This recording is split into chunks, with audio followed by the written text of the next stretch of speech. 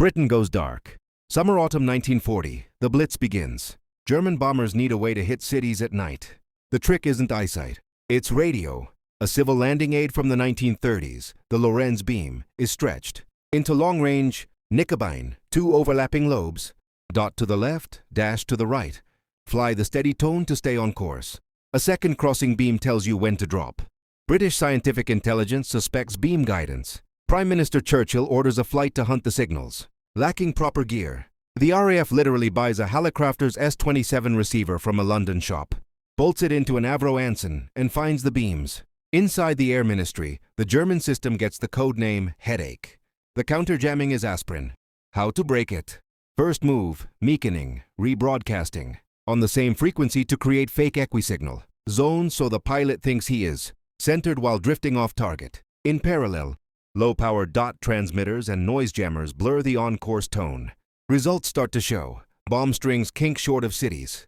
Fires bloom in fields. It's not magic. It's interference plus timing. By late 1940, the RAF has a playbook. Listen. Map lobe shapes, jam, and bend the beam just enough to move the bombs. The duel is underway, and Germany is already building something sharper. Next, X-Gerät. Germany upgrades to X-Gerät under physicist Johannes Hans Plendl. Same idea, much tighter beams at higher frequency, with a sequence of named crossbeams, Weser guide, Rhine Oder Elbe gates, to arm. Start the clock and trigger the drop with machine accuracy. In tests, it can put bombs along a factory center line.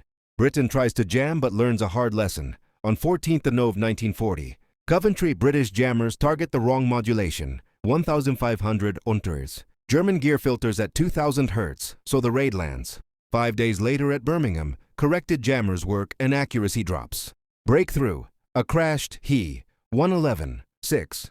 Nov. 1940.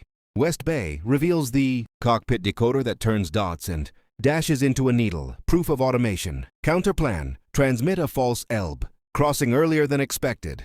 So the automatic timer runs backwards too soon. Bombs fall short by kilometers. It's delicate timing and setup, but it works. By winter, the map tells the story. More raids skew off their aim point. Strings end in empty plots. X-Gerät isn't dead, but it's unreliable under pressure. Germany pivots again to Y-Gerät. Clue from decrypts and a name. Wotan, the one-eyed god. R.V. Jones infers a single narrow beam with ground-measured range. That is Y-Gerät. The bomber carries a transponder, Fuji-28A. The ground station sends a modulated signal. The aircraft instantly retransmits. Ground compares phase to get precise distance while keeping direction. By steering the beam, controllers radio small course corrections. The pilot doesn't have to ride the tone anymore. Britain's counter is brutal and elegant. Frequency luck. Y-Gerät sits around 45 MHz, exactly where the BBC Alexandra Palace TV transmitter used to broadcast. The RAF receives the bomber's return and feeds it to Alexandra Palace. The rebroadcast alters phase, faking extra delay and corrupting the range. Power is raised gradually, so crews blame loose connections, not jamming. The effect, range gate chaos and consistent miss distance. Across winter 1940-41, 80 wing coordinates aspirin for Knickebein, refined meacons and Y-jamming. Plots show more raids landing wide. Pilots reporting bad signals. The radio war has turned from faith to doubt.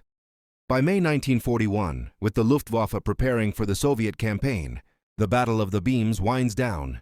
Germany sees its radio navigation repeatedly jammed or deceived and shifts emphasis. Britain's integrated defense, chain. Home radar plus filter rooms plus ops boards, keeps, turning early detection into vectors. The beams bought Germany a path.